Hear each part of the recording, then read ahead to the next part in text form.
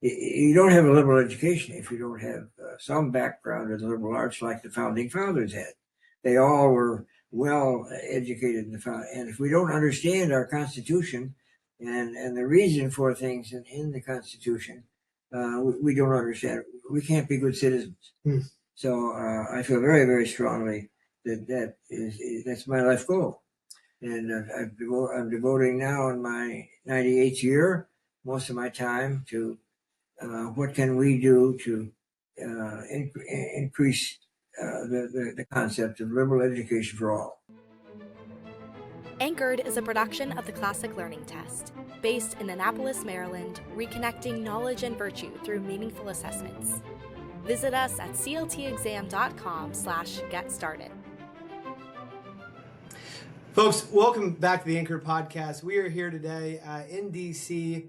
at the Cosmos Club with the living legend himself, Blouke Carus, World War II veteran, an engineer, publisher, brought the IB program, International Baccalaureate, to the United States.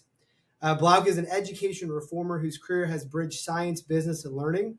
A Caltech graduate, a Navy veteran, Carus led the Carus Corporation as chairman and chief technical advisor, holding multiple patents in chemical engineering. Together with his wife, Marianne, he co-founded Cricket Magazine and advanced research-based education through Open Core Publishing and the International Baccalaureate movement in the United States. Blouke, 98 years young. Welcome to the Anchor Podcast. Thanks for being with us. Good to be here too. Enjoy it. So I love to hear what education was like for you growing up in the 1930s, during the Great Depression. You grew up in Illinois. What do you remember about elementary school back then? Our school was a very small school, right near 2 blocks away. It had all the teachers taught 2 grades. There weren't that many students. I learned how to read in a few months, and with my family's background, where I read quite a bit as a child. My teachers were good. They weren't super. They weren't classically educated, but they were responsible and articulate and reasonably good teachers. So I enjoyed that to the 5th grade when our family moved to Germany during the Hitler period, during 1939. Wow. And I entered gymnasium as in the Sechste, which is the first year of high school, which is 5th grade in America, with Latin and German. So that was easy for me because there's so many Latin words in English, so I could learn better than the German kids. But and also learning German, which was very useful because I didn't speak German at home. So that was a double experience to have German and Latin.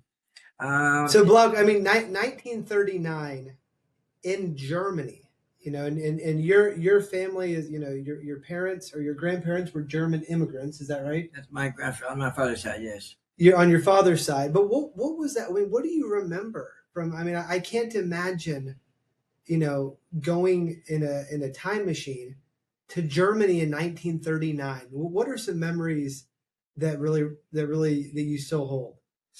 Well, Germany had recovered from the Depression in a few years under Hitler. Before that, in the Weimar Republic, they were still suffering from World War I badly.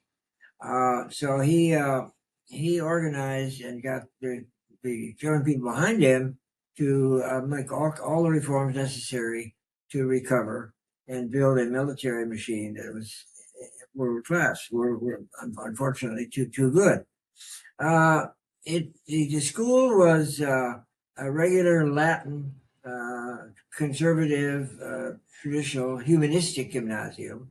Okay. There are 3 types of gymnasium, and this was humanistic type with 4 languages, starting with Latin in the Sechste, in German, and then they learned Greek and 2 modern foreign languages.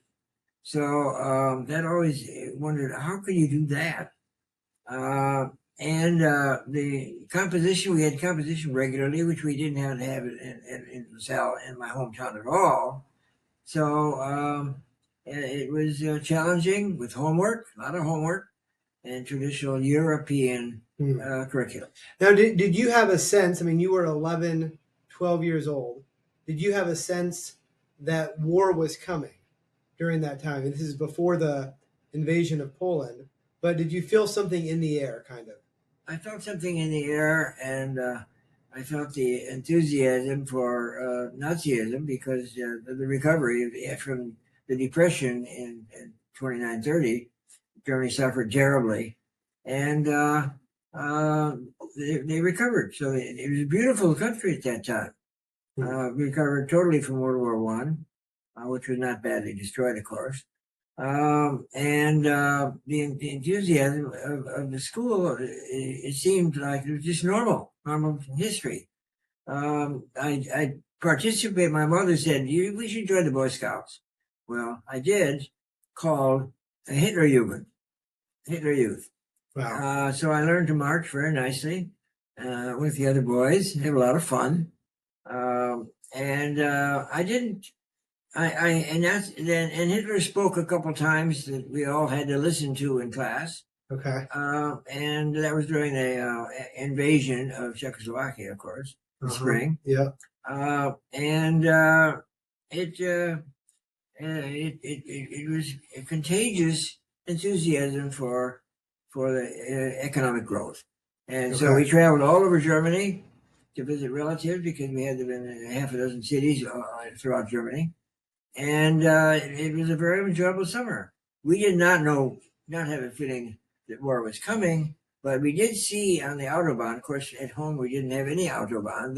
Hitler invented the Autobahn to be able to move the armies around Germany.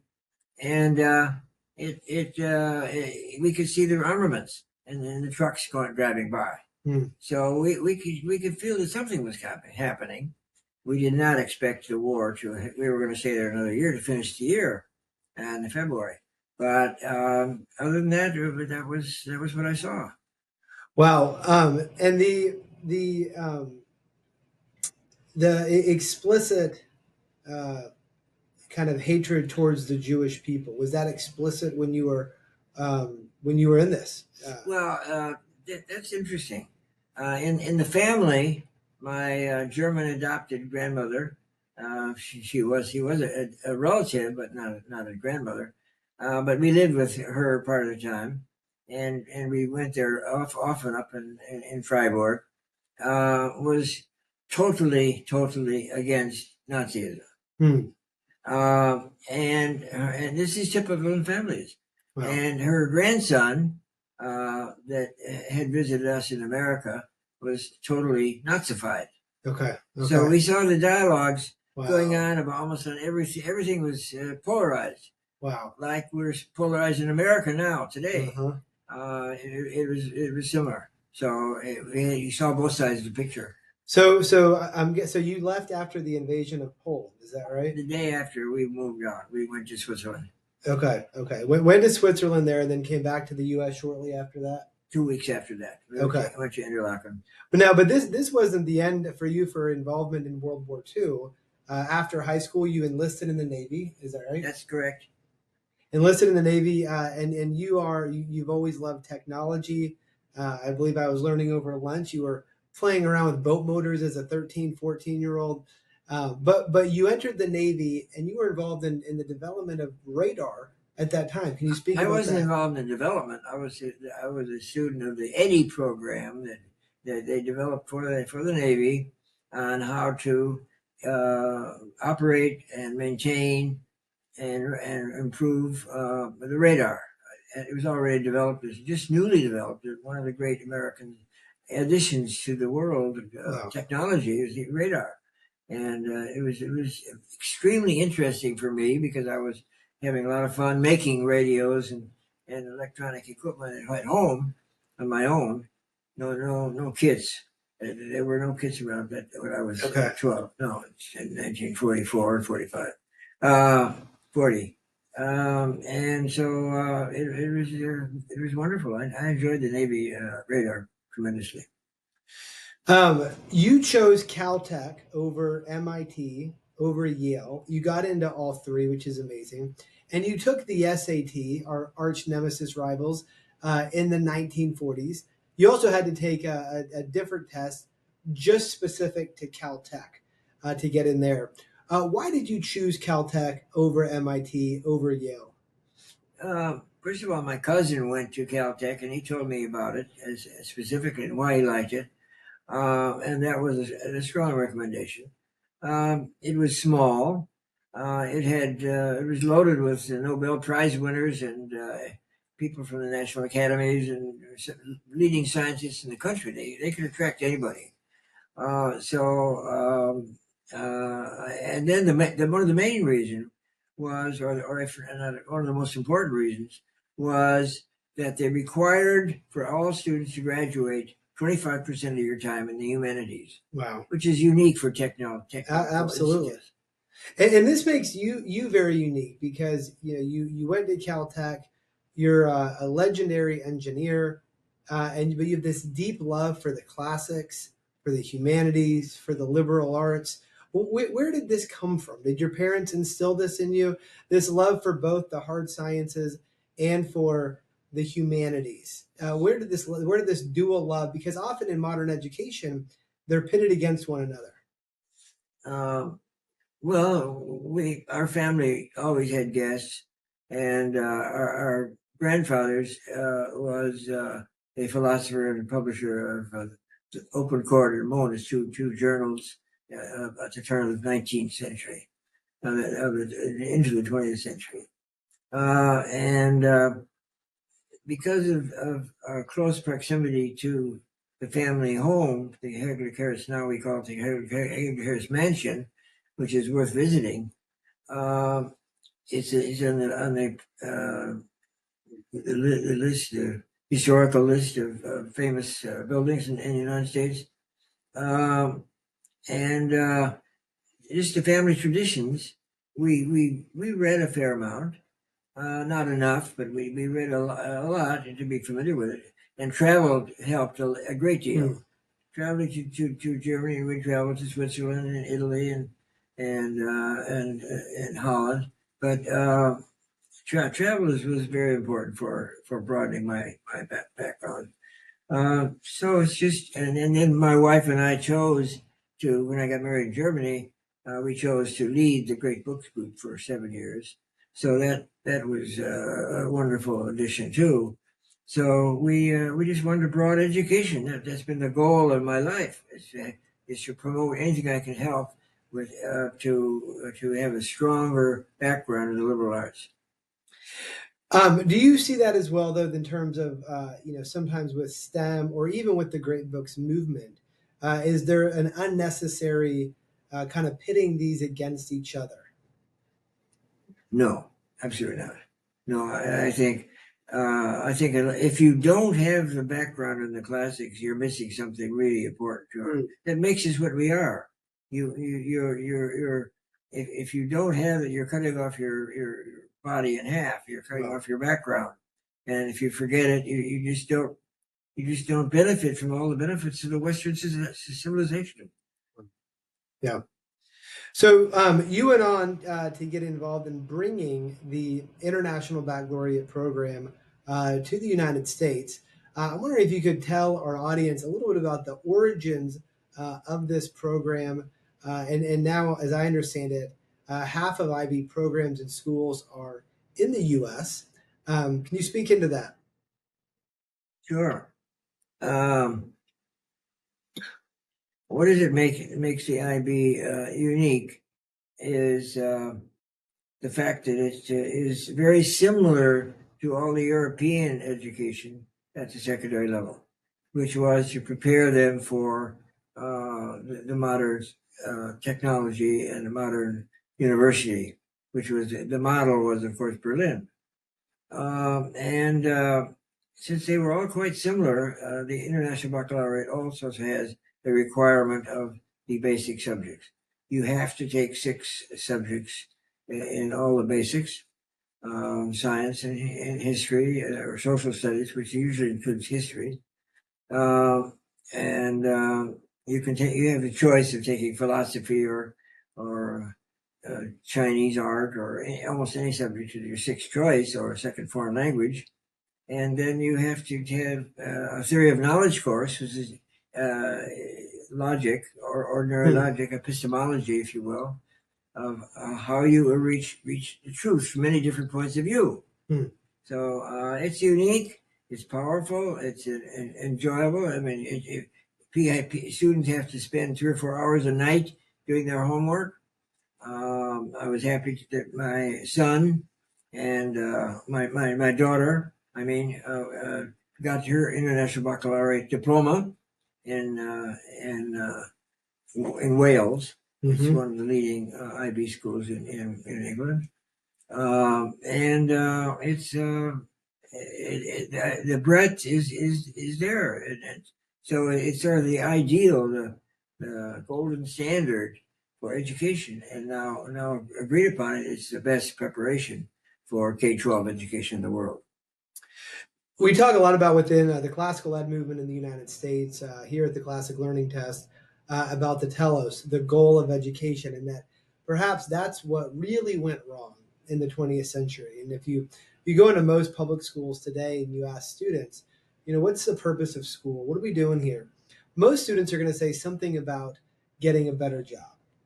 They're not going to say anything about wisdom or cultivating virtue.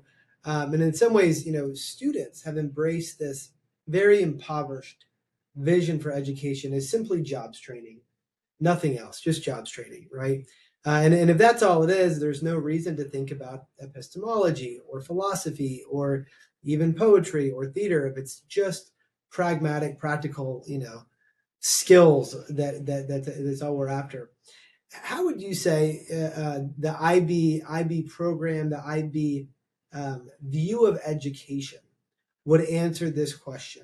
Well, what is the point? We spend as a nation billions and billions and billions a year on this thing that many people can't define, right? When you even ask, what even is education? From an IB perspective, how would you answer that kind of most important, but most basic question of what is the purpose of education?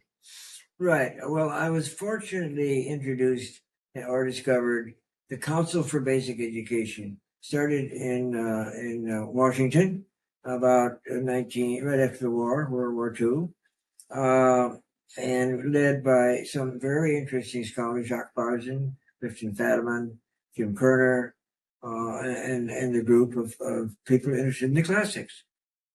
And they had either had the classics or were intent on including the classics as a part of liberal education. So our goal with CBE is the same as mine, which has always been, whether founding of Cricket Magazine, now considered the Bible of children's literature, as well as our textbooks that we publish with Open Court. The fundamental concept is that students should have a broad liberal education. And so it goes back to the definition of what is a liberal education, because Americans all claim in liberal arts colleges, that they're teaching the liberal arts. In many cases, they're becoming more and more job oriented. Yep, 100%. Yeah, and instead of sticking with the traditional liberal arts. So the broader term, of course, of the classics, you don't have a liberal education if you don't have some background in the liberal arts, like the founding fathers had. They all were well educated in the founding, and if we don't understand our Constitution and the reason for things in the Constitution, we don't understand. We can't be good citizens.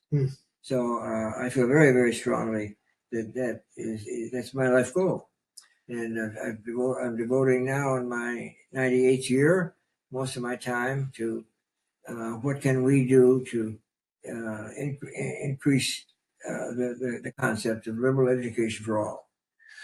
Well, what do you see trending? Have we turned a corner? Did we move away as a nation from true liberal, true classical education, and are now turning back, or do you see us continuing to move further away from that deeper kind of education that was really the norm during our founding generation? Well, I think with the difficulties that we're facing today with our youth, especially because of our education system, which needs to be strengthened in a variety of ways, whether it's mathematics or composition or the sciences. We don't have near enough scientists and engineers in the country. If we don't educate people properly, we're in trouble. And I see that Americans recognize that. You talk to most Americans, and they recognize we want to improve education. What can we do? And so that's what I'm working on now for the last. I'm obviously going to live to 110 at least.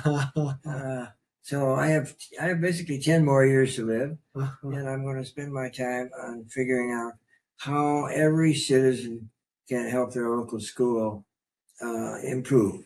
All right, so we've got to talk about this because it almost doesn't seem natural. I'm thinking of Bilbo Baggins, if you're a Lord of the Rings fan at all. But I mean, your youth. I was having a hard time keeping up with you walking around the hotel here. You don't walk with a cane. You walk very fast. You're the fittest 98-year-old I've ever met in my life. What is the secret to your longevity, to your energy level, which is just incredible? Well, I was always jealous of my mother, who was healthier than me as a youth. So I became very conscious of what I was doing and eating and living. And because I was unhappy with my own. So instead of a hypochondriac all my life, I decided to invent a new word in just the last few years. I call myself a hyperchondriac, which means super strong intestine. That's what chondriac means in Greek. So I'm not a hypo, I'm a hyper. I'm actually, so that means that I believe in doing something that's important in life. It's beyond my own wealth or my own private life. I'm trying to do things that will last after I'm gone. And so that's and having a focus is the most important thing. Secondly, I just watch out what I'm doing and whatever. Everybody's different. I can't give a formula for everybody, but I do recommend wheat germ for everybody because it has all the vitamins that are taken out of wheat. So therefore, all wheat products are just empty calories. You do the wheat germ every day?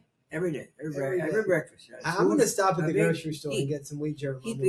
Spoonful of heaping on my cereal, and I religiously eat at breakfast every day. Incredible. But you're not only physically healthy, you're quick on your feet. You're sharp as a tack. You hear everything. How have you kept your mind so active? And I talk to people that are 20 years younger than you, and they seem older. How have you kept your mind so sharp? Well, there's a variety of things. Number one, I still enjoy playing the cello and duets, or in the summertime going to Interlochen adult music camp. You go to a music camp in the summer? In the summertime. Oh yeah, Interlochen for a whole week, playing all the classical music of the Beethoven quartets and all the wonderful Haydn quartets and modern quartets of Shostakovich and so on. It's music. You use all parts of your mind. So if you're looking or chess, I love chess playing with my granddaughter, and we have a good time. Good competition. She's also the greatest problem solver, so she's worthwhile playing with. But I just do exercises. I just walk up and down 20 flights of stairs a day, or 20 flights of stairs at 98 minimum. Yeah, minimum 28 and 25 every day, and walk around Baker Lake. There's a neighboring little park, about a mile each time. So I'm now up to 3 times around. I want to get up to 5 or 6 because I want to go hiking in the Alps next year. In Tyrol. I'm going to North and South Tyrol next year. So I have to prepare myself for that. You're training for your adventure in the Alps. That's right. Blouke, there is no one like you. I mean, really, incredible. Your sweet wife, Mary Ann, she passed 8 years ago or so.